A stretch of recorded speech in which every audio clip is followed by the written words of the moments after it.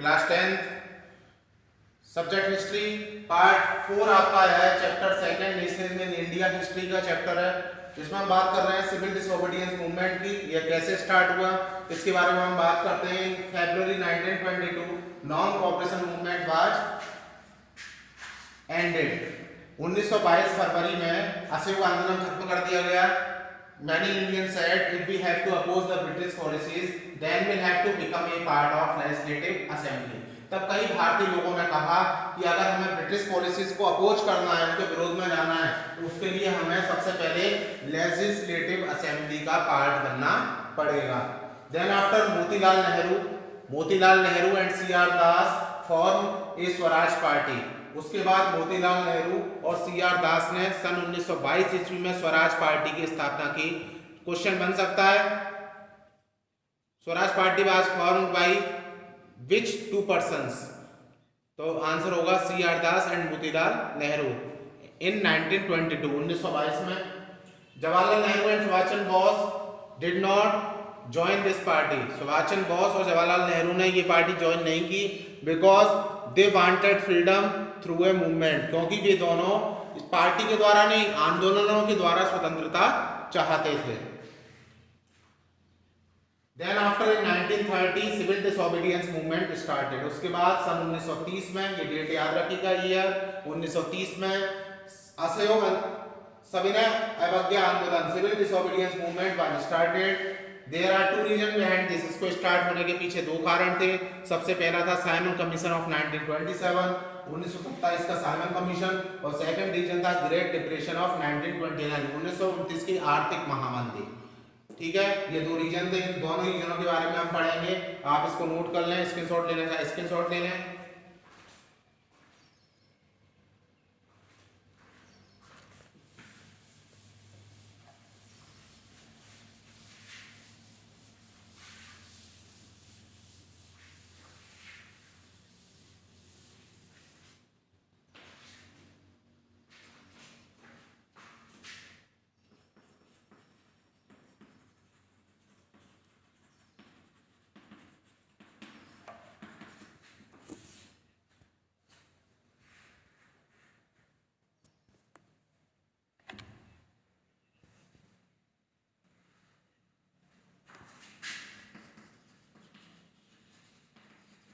The Indian members of the Central Legislative Assembly exposed some drawbacks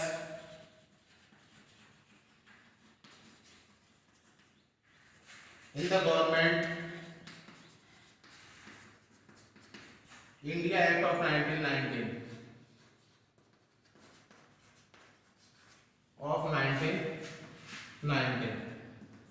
As a result of it, Simon Commission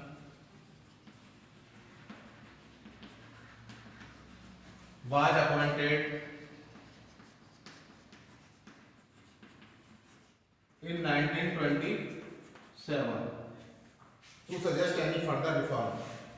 To suggest any further reform.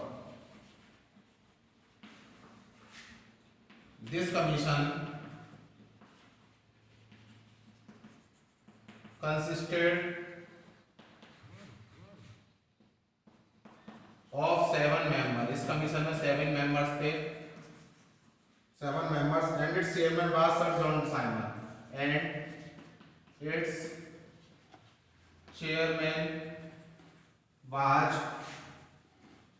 Sir John Simon. Indian boycotted it as there were no Indian member in it.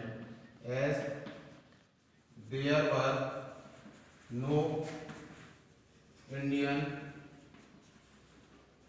member in it. Moreover, there was an indication of Swaraj. Moreover, there was no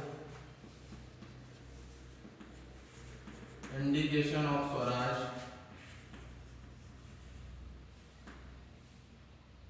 which was first priority of India. Which was first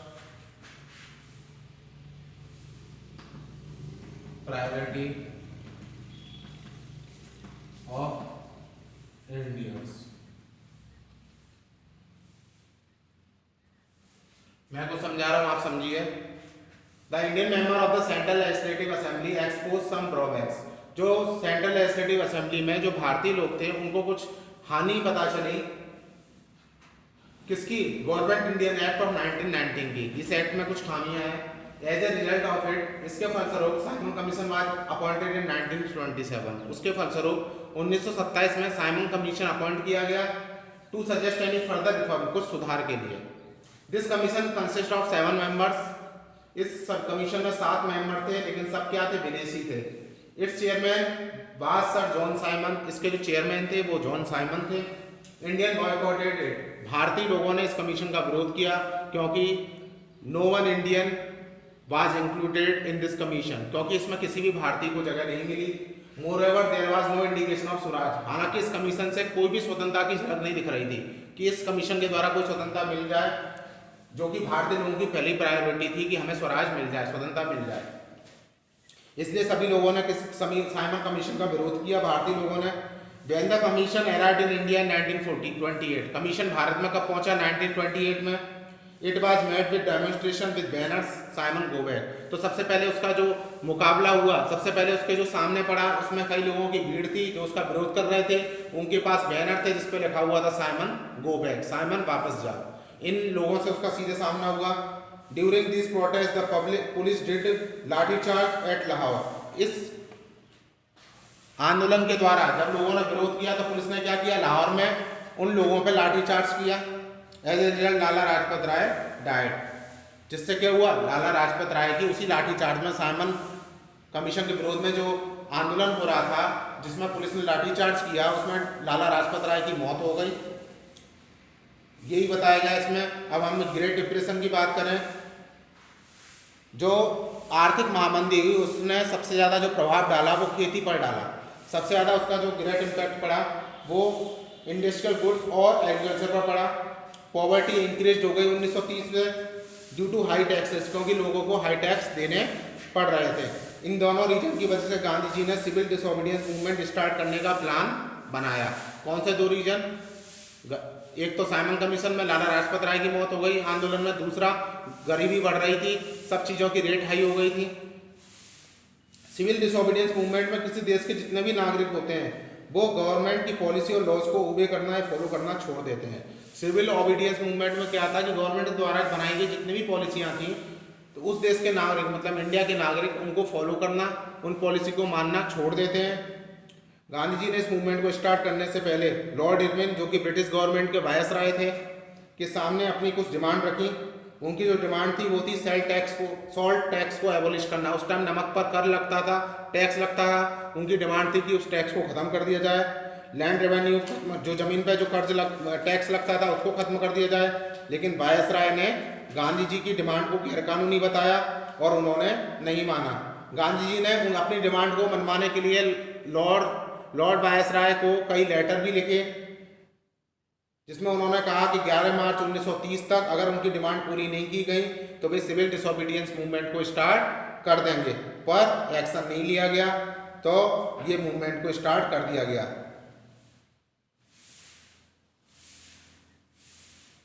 इस movement के बारे में कुछ हम बातें वो कल next episode में बताएंगे। आज की वीडियो में केवल इतना ही। इसको ग्रेट डिप्रेशन को हम कल के एपिसोड में फिर से बताएंगे। आज की वीडियो में इतना ही। Thank you, have a nice day.